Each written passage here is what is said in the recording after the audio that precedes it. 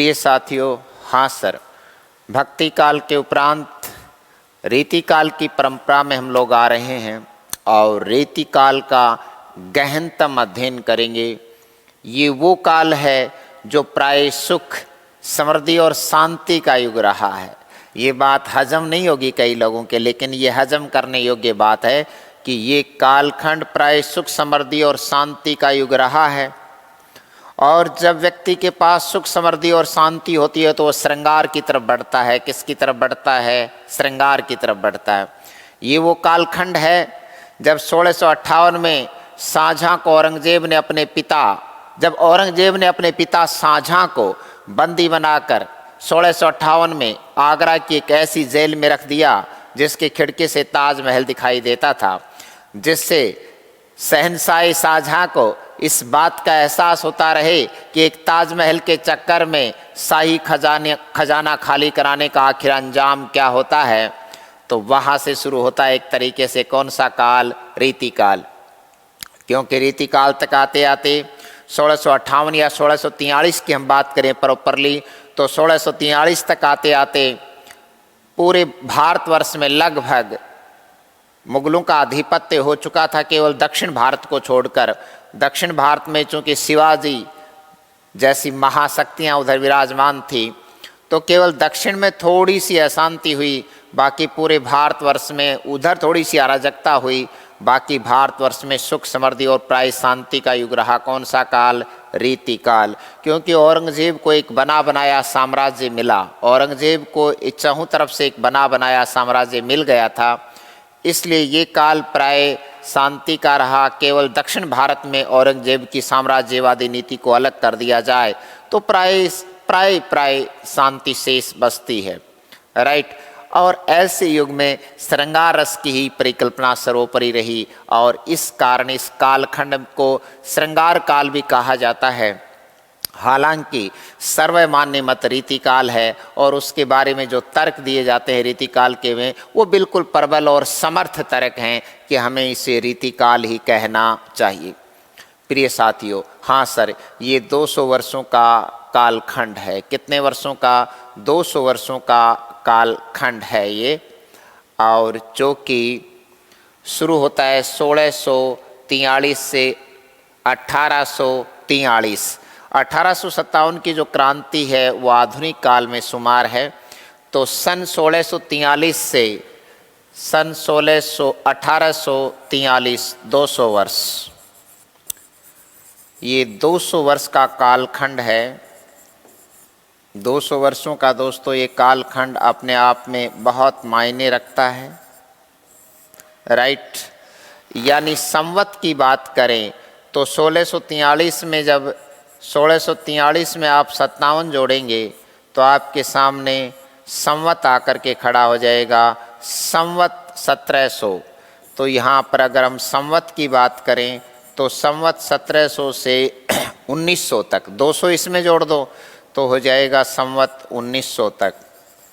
अगर आप इसको संवत में पढ़ोगे तो समझ में नहीं आता। हिंदी साहित्य का इतिहास संवत में कभी समझ में नहीं आता, क्योंकि राजनीतिक घटनाक्रम के साथ साहित्य का घटनाक्रम बदलता है, इसलिए ज़रूरी है कि हम इसे सन में ही पढ़ें, वो ज़्यादा श्रेयस्कर होता है। इसीलिए मैं बार बार आपको ये अंतर बताता रहता हूँ। यानी अगर हम सन की बात करें, ईस्वी सन की, तो 1643 से 1843 ईस्वी 200 वर्ष, और इसमें अगर 1643 में 57 जोड़ेंगे तो आपके सामने आकर खड़ा हो जाएगा कौन? संवत। यानी संवत 1700 से लेकर 1900 तक का जो कालखंड है उसे हम रीति काल के नाम से अभिहित करते हैं या रीति काल के नाम से संज्ञायित करते हैं। ओके, अगर इस कालखंड को रीति काल कहा जाए तो रीति के जितने भी मायने हैं वो हमें समझने पड़ेंगे। ये न तो किसी राजनीतिक आधार पर कालखंड है, ना ये किसी व्यक्ति के आधार पर कालखंड है, ना ये किसी युग पुरुष के आधार पर कालखंड है, ना ये राजनीति के आधार पर कालखंड है। ये जो है साहित्य लेखन की पद्धति पर आधारित है। ना ही किसी रस को लेकर के कालखंड आधारित है। जैसे आदिकाल को वीरगाथा काल कहा, दोनों सी बातें हैं, वीर रस का आधिक्य और आदिकाल चूँकि शुरू का काल है, इसलिए आदिकाल में सभी मनोवर्तियाँ, सभी प्रवृत्तियाँ समाहित हो जाती हैं, इसलिए उसको आदिकाल कहना श्रेष्ठ कर रहा। भक्ति काल में भक्ति थी, आधुनिक काल में विचारधाराओं का परिवर्तन है। लेकिन यहाँ काव्य लेखन का जो तरीका है, दैट इज कॉल्ड रीति। रीति का मतलब रास्ता, रीति का मतलब है रास्ता। काव्य लेखन का रास्ता, पथ, तरीका, फलसफा, फलसफा, ये जो सारे हैं ये सिनोनिजम्स हैं, ये पर्यायवाची हैं, सारे सिनोनिजम है। रीति, रास्ता, पथ, तरीका, फलसफा। सर ये सारी चीज़ें किसकी? काव्य लेखन के रास्ता क्या होना चाहिए, काव्य लेखन किस तरीके से होना चाहिए, काव्य लेखन के लिए क्या क्या मानक हैं, काव्य लेखन के लिए, बात को समझें संप्रदान, काव्य लेखन के मानक क्या क्या हैं, इन सारी बातों को रीतिकाल में संज्ञायित, रीतिकाल शब्द में संज्ञायित किया जाता है। Okay okay sir. अब सवाल ये पैदा होता है कि रीति का मतलब रास्ता, लक्षण, पथ, तरीका, लक्षण। इस काल में सर्वाधिक लक्षण ग्रंथ रचे गए कि काव्य आखिर किसे कहा जाए, काव्य का लक्षण क्या क्या है। जैसे रस क्या है, रस, रीति, वक्रोक्ति, ध्वनि, औचित्य, इन सब पर विचार हुआ। रस, अलंकार, रीति, वक्रोक्ति, ध्वनि, औचित्य, काव्य गुण, काव्य दोष, शब्द शक्ति, काव्य हेतु, काव्य प्रयोजन, राइट, इन सब पर विचार हुआ इस काल में। हालांकि ये सारा विचार संस्कृत साहित्य में है, पर पहली बार जो है इस कालखंड में लक्षण आधारित ग्रंथ रचे गए। लक्षण किसके? काव्य लक्षण। लक्षण किसके? काव्य के। इसलिए इस काल को रीति काल कहना ही सर्वाधिक क्या है? उपयुक्त है। रीति काल कहना ही सर्वाधिक दोस्तों क्या है? उपयुक्त है। इसमें कोई संदेह नहीं है। Also right? Right sir. कोई कंफ्यूजन? No sir. आगे बढ़ूं? Yes sir. हम सामान्यतः रीतिकाल की भूमिका पर सामान्यतः विचार कर रहे हैं। किस पर? रीतिकाल की भूमिका पर। Also right. ये कालखंड कब से शुरू होता है? 1643 से इसकी अवधि मानी गई 1843। अगर हम संवत की बात करें तो संवत 1700 से 1900 तक। ठीक है सर। आगे बढ़ रहा हूँ। प्रिय दोस्तों, केशव को कभी नहीं पता था कि उन्हें रीतिकाल का प्रणेता कहा जाएगा। सर कैसे नहीं पता था? क्योंकि ये भक्ति काल की पैदाइश है। कौन? केशव जो है वो भक्ति काल की पैदाइश है। केशव को कभी नहीं पता था कि 1555 में पैदा होने वाले केशव को कभी नहीं पता था कि उसे रीतिकाल का प्रणेता कहा जाएगा, क्योंकि इनका जीवन काल भक्ति काल में है। यानी केशव जीवन काल की दृष्टि से भक्ति काल में आते हैं। केशव जीवन काल की दृष्टि से, कौन से काल की दृष्टि से? जीवन काल की दृष्टि से कौन? केशव भक्ति काल में आते हैं। दोस्तों कौन से काल में आते हैं? भक्ति काल में आते हैं। कौन? मिस्टर केशव जीवन काल की दृष्टि से भक्ति काल में आते हैं। पूरा जीवन काल इनका, पूरा का पूरा जीवन काल भक्ति काल में ही गुजर गया। राइट? यानी भक्ति काल चलता है 1643 तक, और ये उससे पहले इनका जीवन काल क्या हो गया? पूरा हो गया। पर केशव पहला व्यक्ति है।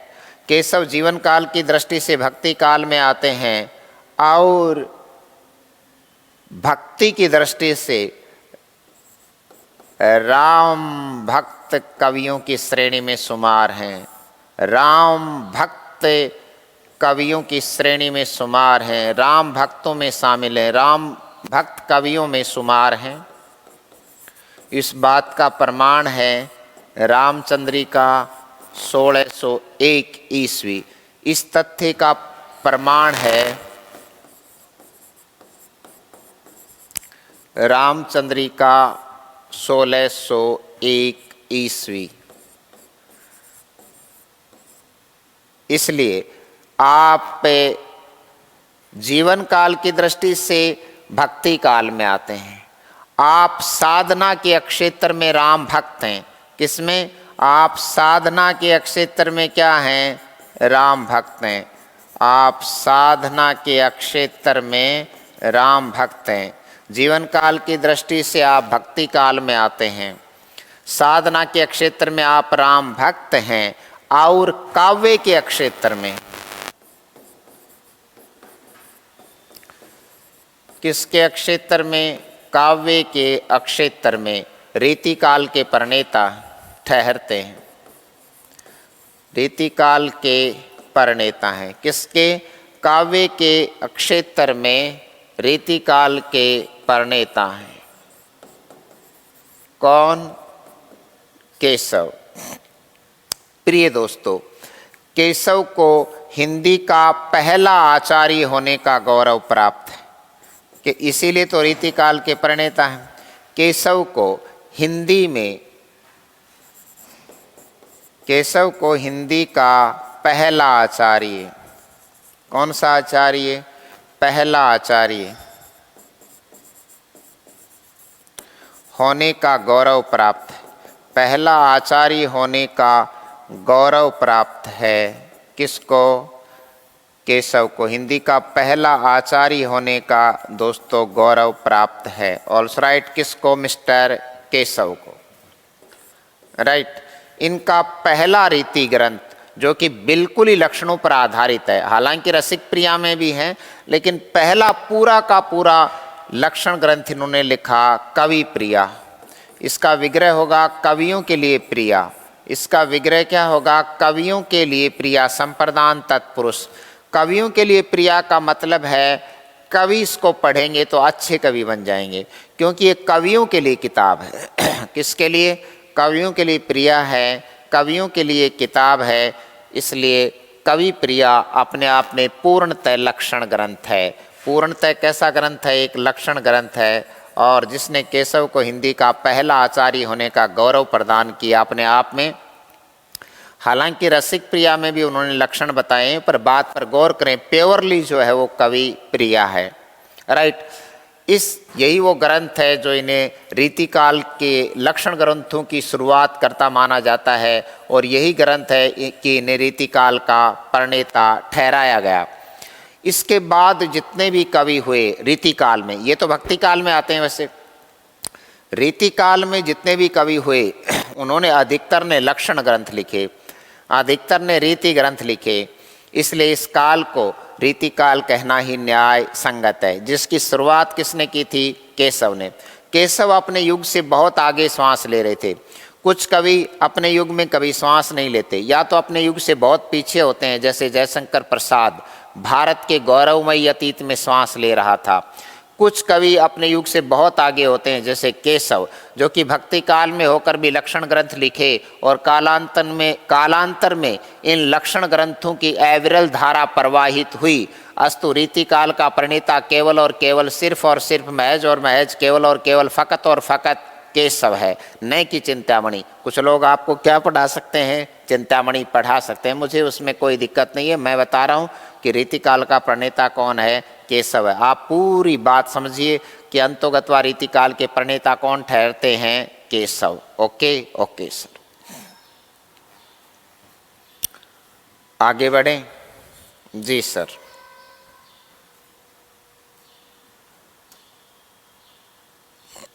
रीतिकाल दोस्तों कौन सा काल? रीतिकाल प्राय शांति और समृद्धि का युग रहा। ये बात कुछ लोगों के तो जस्ती नहीं है, और ये कथन में पूछा जाता है, और ये कथन बिल्कुल सही है कि रीतिकाल प्राय शांति और समृद्धि का युग रहा। केवल दक्षिण भारत में, केवल कौन से भारत में?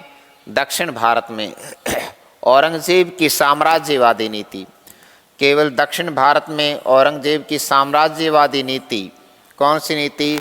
साम्राज्यवादी नीति वातावरण को अशांत किए हुए थी। वातावरण को क्या किए हुए थी? अशांत किए हुए थी। Okay okay sir. औरंगजेब ने सन 1658 में अपने पिता शाहजहां को बंदी बनाकर आगरा की एक ऐसी जेल में रख दिया जिसकी खिड़की से ताजमहल दिखाई देता था, जिससे शाहजहां को इस बात का एहसास होता रहे कि एक मकबरे के लिए, जिससे शाहजहां को इस बात का एहसास होता रहे कि ताजमहल के लिए शाही खजाना खाली करवाने का आखिर अंजाम क्या होता है। कि औरंगजेब ने सन 1658 में, तो बात कोई आगे की नहीं है, 1643 से शुरू हो रहा है।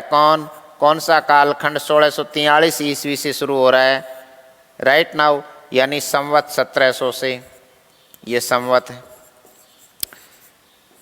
इसके ठीक आप देख लीजिए 15 वर्ष पश्चात यानी 1658 में अपने पिता शाहजहां को, किसने? औरंगजेब ने अपने पिता शाहजहां को बंदी बनाकर आगरा की एक ऐसी जेल में डाल दिया, आगरा की ऐसी जेल में डाल दिया जिसकी खिड़की से ताजमहल दिखाई देता था, जिसकी खिड़की से दोस्तों ताजमहल दिखाई देता था, जिससे इस बात का, जिससे शाहजहां को अपनी गलती का एहसास होता रहे, जिससे शाहजहां को अपनी गलती का क्या होता रहे? एहसास होता रहे कि एक मकबरे के चक्कर में,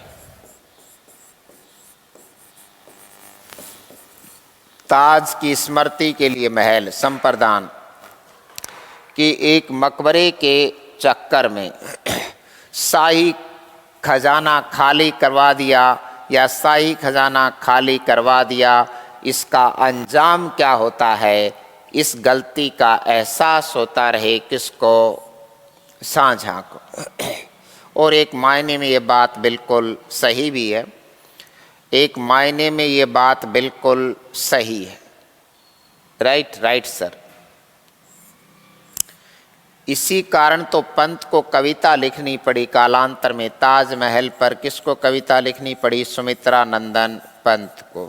तो आपको लगता होगा इसमें ताजमहल की बड़ाई है। ताजमहल एक मकबरा है, मकबरे की बड़ाई थोड़ी हुआ करती है। कुछ लोग ताजमहल देखने जाते हैं शादी के बाद, अरे ताजमहल कोई देखने की चीज़ है क्या? ताजमहल एक मकबरा है, ताजमहल एक शमशान घाट है। किसका? मुमताज़ का। ताजमहल एक शमशान है, उसको लोग देखने जाते हैं। अजीब ही लोग हैं भारत में। ताजमहल, राइट। ये कविता लिखनी पड़ी किसको? पंत को। ये कविता लिखनी पड़ी किसको? पंत को। आगे बढ़ूं, इस पर मैं बातचीत करूंगा कि करोड़ों लोग भूखे मर रहे हैं और शाही खजाना किस पर खाली करवाया जा रहा है? उस ताजमहल पर। बात को समझिएगा। हाय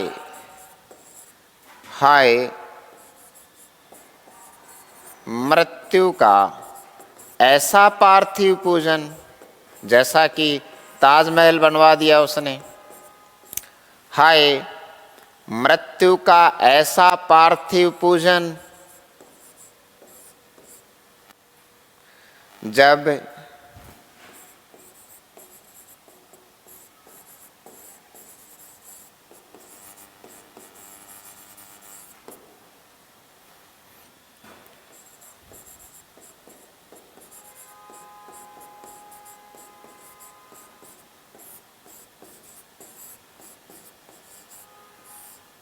हाय मृत्यु का ऐसा पार्थिव पूजन जब जीर्ण शीर्ण पड़ा हो मानव जीवन।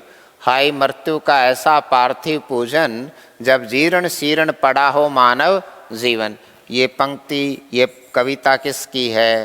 पंत की है। और कौन सी कविता से है? ताजमहल से। किससे है दोस्तों? ताजमहल कविता किसकी है? पंत की है। Okay okay sir. आगे रीतिकाल के लास्ट में मिर्ज़ा गालिब लिखते हैं, रीतिकाल के लास्ट में मिर्ज़ा गालिब लिखते हैं बना के किसी शहंशाह ने एक ताजमहल, बना के किसी शहंशाह ने एक ताजमहल, हम गरीबों की मोहब्बत का मजाक उड़ाया है। बना के एक हंसी ताजमहल किसी शहंशाह ने, हम गरीबों की मोहब्बत का मजाक उड़ाया है। मिर्ज़ा गालिब। यहाँ पर हैं सुमित्रानंदन पंत, जिनका वास्तविक नाम गुसाई दत्त, जिनका वास्तविक नाम था गुसाई दत्त। किसका वास्तविक नाम? सुमित्रानंदन पंत का। Okay okay sir. आगे बढ़ूं? जी सर। हिंदी साहित्य इतिहास में प्रिय दोस्तों, हाँ सर, हिंदी साहित्य इतिहास में दो कालखंड नामकरण की दृष्टि से विवादास्पद हैं। नामकरण की दृष्टि से क्या हैं? विवादास्पद। वो काल है, एक तो आदिकाल और दूसरा है रीतिकाल, जिसके विभिन्न नामकरण लोगों ने किए और कुछ मायने में वो सही भी हैं। वो नामकरण उन चीज़ों का आधिक्य उसमें इसमें देखा जाता है। इस कालखंड की जब हम विवेचना करते हैं तो एक मायने में आलोचकों के अपने तर्क एक हद तक सही भी हैं। आलोचकों के अपने तर्क एक हद तक क्या हैं? सही भी हैं। हिंदी साहित्य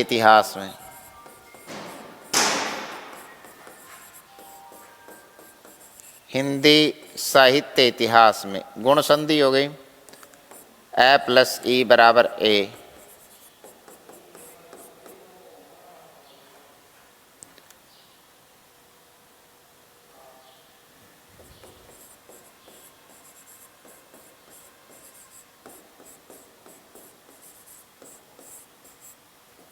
गुण संधि हिंदी साहित्य इतिहास में कौन से इतिहास में? हिंदी साहित्य इतिहास में नामकरण की दृष्टि से, किसकी दृष्टि से? नामकरण की दृष्टि से दो काल सर्वाधिक विवादास्पद रहे। दो काल सर्वाधिक विवादास्पद रहे। पहला है आदिकाल, दूसरा है रीतिकाल। मैं आपको समझाना चाहूँगा, विवाद प्लस आस्पद होता है, आस्पद नहीं होता। विवाद प्लस क्या होता है? आस्पद। दैट इज कॉल्ड विवादास्पद, दैट इज कॉल्ड विवादास्पद, यानी विवाद से ग्रसित, विवाद से ग्रसित कर्ण तत्पुरुष।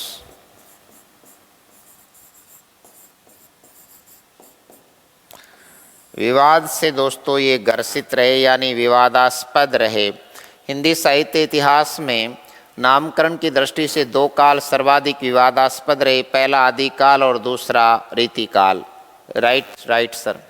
जिसके पीछे आलोचकों के अपने तर्क और वितर्क हैं, जिसके पीछे दोस्तों आलोचकों के अपने तर्क और वितर्क हैं, जो कि एक मायने में सही भी हैं, जो कि एक मायने में क्या हैं? सही भी हैं।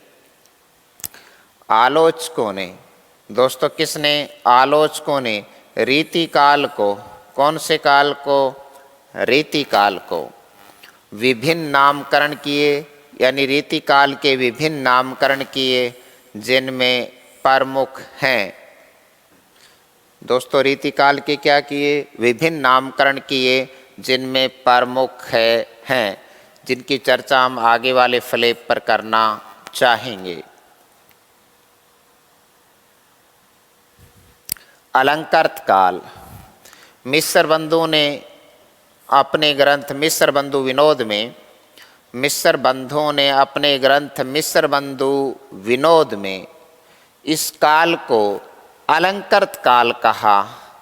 यानी जो हिंदी का पहला आचार्य था केशव, जिसे हिंदी का पहला आचार्य होने का गौरव प्राप्त है, किसको? केशव को।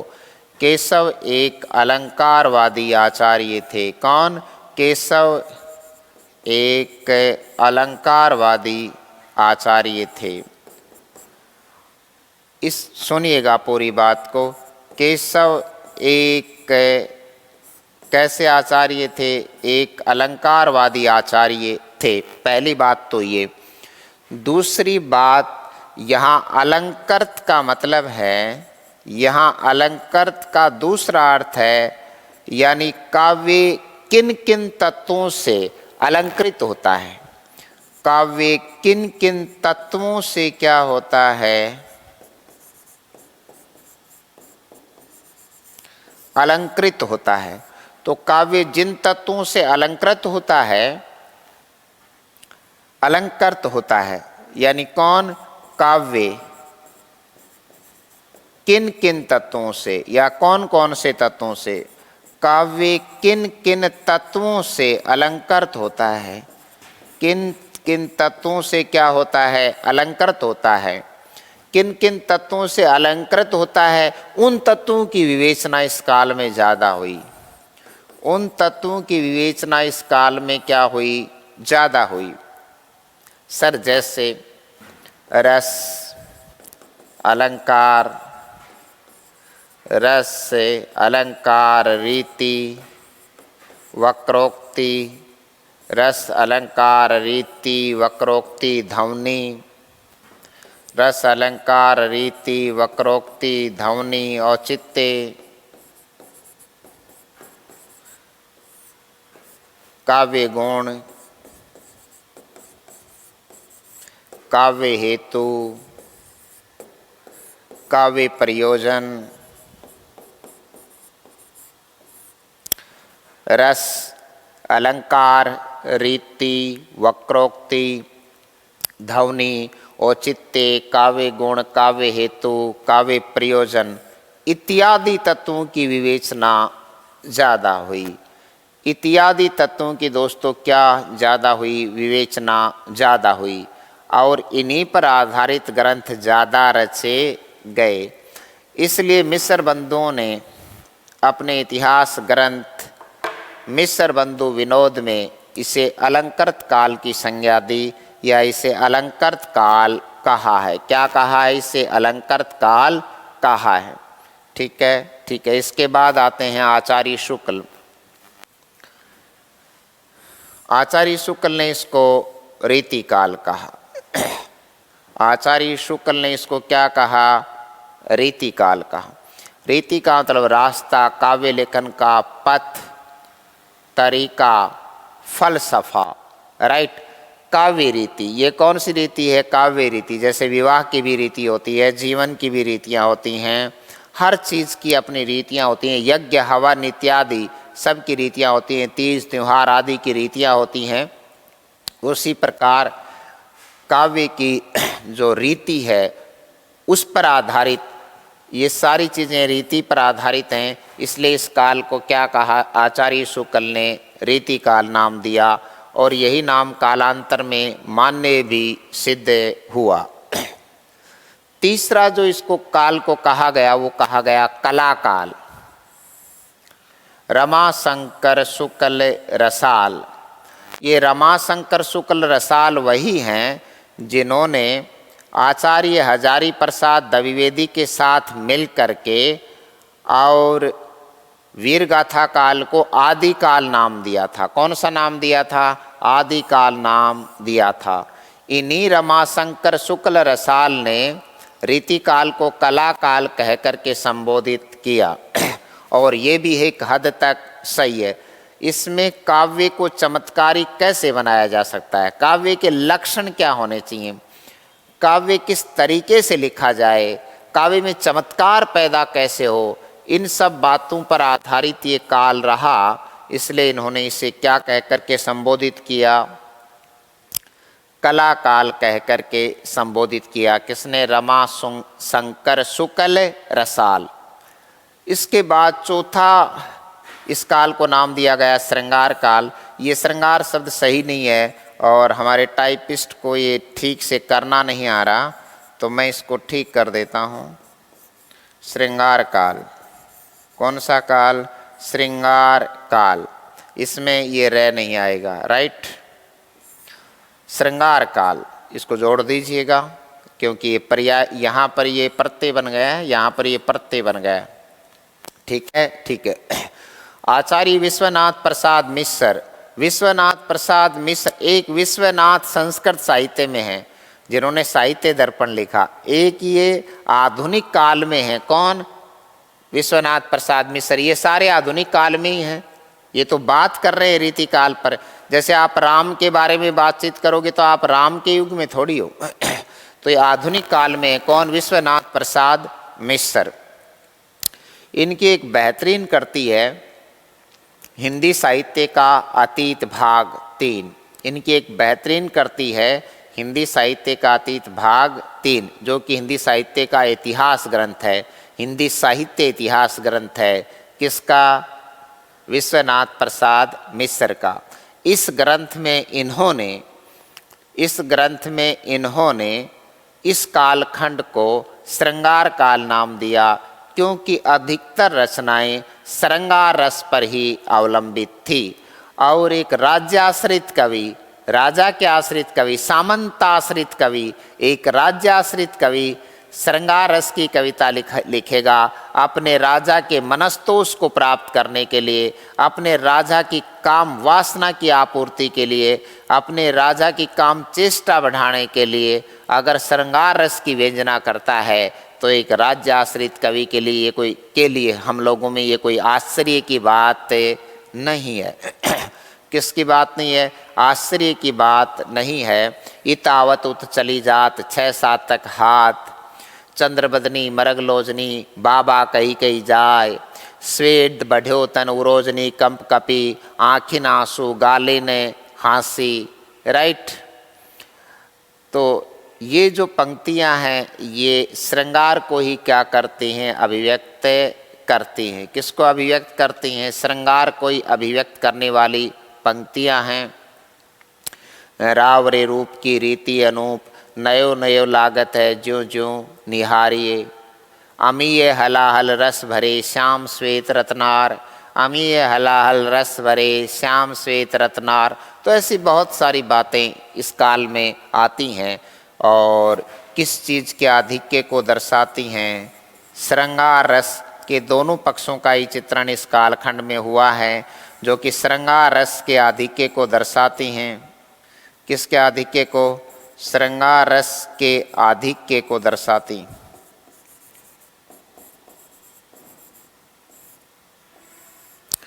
अगर श्रृंगार रस के आधिक्य को दर्शाती हैं तो यही कारण है कि विश्वनाथ प्रसाद मिश्र ने अपने इतिहास ग्रंथ, अपने ग्रंथ हिंदी साहित्य का इतिहास, हिंदी साहित्य का अतीत भाग 3 में इस बात को रेखांकित किया और इस कालखंड का नामकरण विश्वनाथ प्रसाद मिश्र ने श्रृंगार काल घोषित किया। ठीक है। ये बात अलग है कि सर्वमान्य तौर पर, ये बात अलग है कि सर्वमान्य तौर पर इस कालखंड को क्या माना गया? रीति काल कहकर अभिहित किया गया। Right sir. तो 4 नाम आपकी स्क्रीन पर हैं, आपसे चारों ही सुमेलित करवा के पूछे जा सकते हैं, इसलिए आप इन चीज़ों को बिल्कुल ध्यान में रखेंगे। Okay sir. दोस्तों, हाँ सर, इस काल के कवि दरबारी कवि थे। इस काल के कवि क्या थे? दरबारी कवि।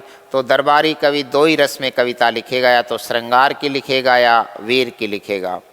तो एक राज्याश्रित कवि से इससे ज़्यादा की कल्पना भी नहीं की जा सकती। किससे? एक राज्याश्रित कवि से इससे ज़्यादा की कल्पना भी हम नहीं कर सकते। Right now? Right sir. दोस्तों, आगे बढ़ रहा हूँ। जी सर। प्रिय दोस्तों, 3 प्रकार के कवि होते हैं। पहले कवि होते हैं जो लोकाश्रित होते हैं, लेकिन उसमें खुद की व्यंजना श्रेष्ठ होती है। लोकाश्रित जो कवि होते हैं ये जनता पर आश्रित और अपने आप पर आश्रित हैं। ये लोक का मतलब अपने आप भी है। ये लोकाश्रित। फिर आते हैं राज्य आश्रित, राज्य प्लस आश्रित। तो राज्याश्रित कवि। कौन से कवि? दूसरे कवि जो आते हैं वो क्या होते हैं? राज्याश्रित कवि। और तीसरे प्रकार के जो कवि हैं वो धर्म इत्यादि पर साहित्य लिखते थे, तो पंथ वगैरह को आगे बढ़ाते थे, तो धर्माश्रित कवि या पंथाश्रित कवि भी कह सकते हैं। धर्माश्रित कवि, लोकाश्रित कवि और राज्याश्रित कवि। कवियों की 3 श्रेणियां यहाँ पर देखी जा रही हैं।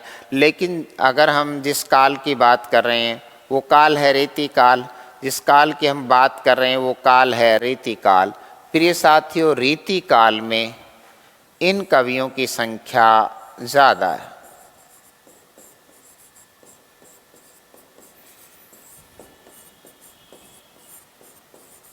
इन कवियों की संख्या क्या है दोस्तों? ज़्यादा है।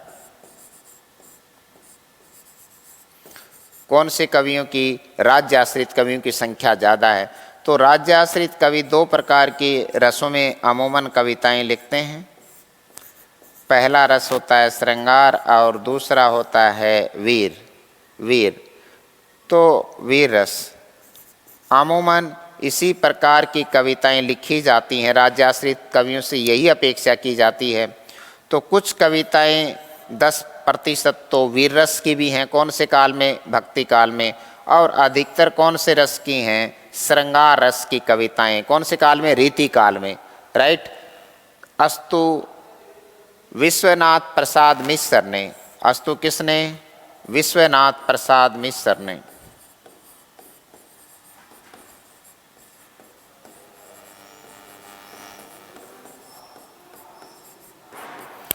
विश्वनाथ प्रसाद मिश्र ने इस कालखंड को विश्वनाथ प्रसाद मिश्र ने इस कालखंड को कौन सा नाम दिया? श्रृंगार काल नाम दिया।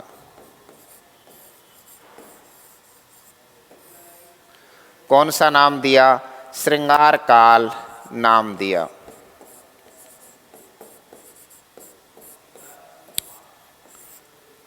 मैं समझता हूँ ये तथ्य आपको समझ में आ रहा होगा कि ये जो 4 नाम दिए हैं इसके पीछे रीजनेबलिटियाँ हैं, इनके पीछे अपने कारक विद्यमान हैं, इनके पीछे अपने क्या हैं? कारक यानी कारण दोस्तों क्या हैं? विद्यमान हैं। कि इस कालखंड को क्या क्या काल कहा? मिश्र बंधुओं ने इसे अलंकृत काल कहा। किसने? मिश्र बंधुओं ने इसे अलंकृत काल कहा। आचार्य शुक्ल ने इसे रीति काल कहा। तो रमाशंकर शुक्ल रसाल ने इसे कला काल कहा। तो विश्वनाथ प्रसाद मिश्र ने इसको श्रृंगार काल कहा। लेकिन अंतोगत्वा जो नाम मान्य होता है वो होता है रीति काल। वो होता है कौन सा काल? रीति काल। हालांकि आचार्य शुक्ल से पहले रीति शब्द का प्रयोग डॉक्टर गरियर्सन ने कर दिया था। डॉक्टर जॉर्ज अब्राहम गरियर्सन ने इस नाम का उल्लेख किया था, लेकिन उन्होंने एक परवर्ती विशेष के रूप में रीति शब्द का प्रयोग किया था। किसने? डॉक्टर जॉर्ज अब्राहम गरियर्सन ने।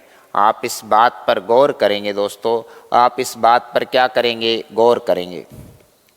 सर बताइए क्या कहना चाह रहे हैं?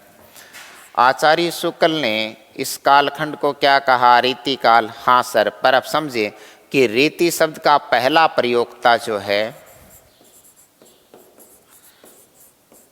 रीति शब्द का पहला प्रयोक्ता है डॉक्टर गरियर्सन, डॉक्टर जॉर्ज अब्राहम गरियर्सन,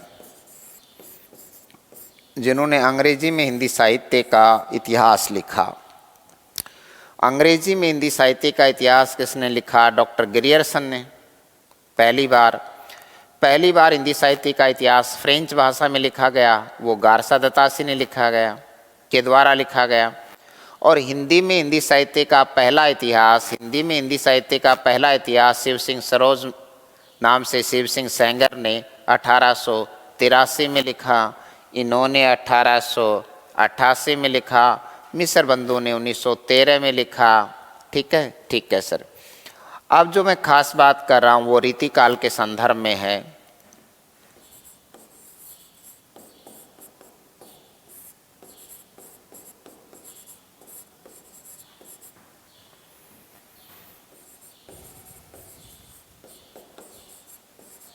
वैसे तो रीति शब्द साहित्य में पता नहीं कितने सालों से है, पर इस काल के संदर्भ में इस काल के संदर्भ में रीति शब्द का पहला प्रयोक्ता है डॉक्टर जॉर्ज अब्राहम ग्रियर्सन, यानी डॉक्टर ग्रियर्सन पहला प्रयोक्ता है। Doctor George Abraham Grierson, right. रीति शब्द का पहला प्रयोक्ता है डॉक्टर जॉर्ज अब्राहम ग्रियर्सन, परंतु इन्होंने तो सर फिर इनको रीतिकाल का शब्द का कहने वाला प्रणेता माना चाहिए कि रीतिकाल किसने कहा, लेकिन सुनिएगा, परंतु इन्होंने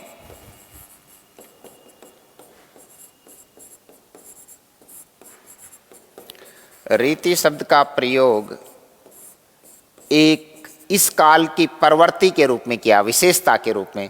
इन्होंने रीति शब्द का प्रयोग एक प्रवृत्ति के रूप में किया, एक प्रवृत्ति, जैसे हर काल की अपनी प्रवृत्तियां होती हैं, दुनिया भर की प्रवृत्तियां होती हैं।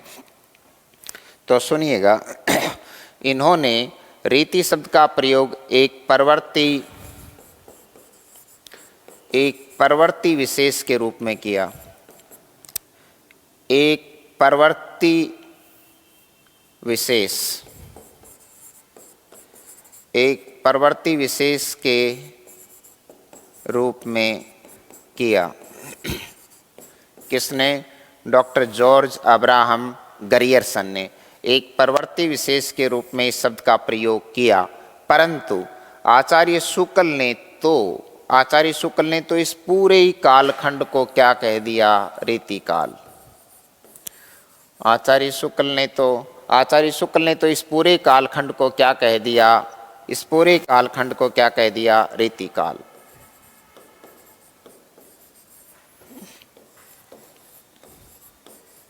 किसने दोस्तों? आचार्य शुक्ल ने।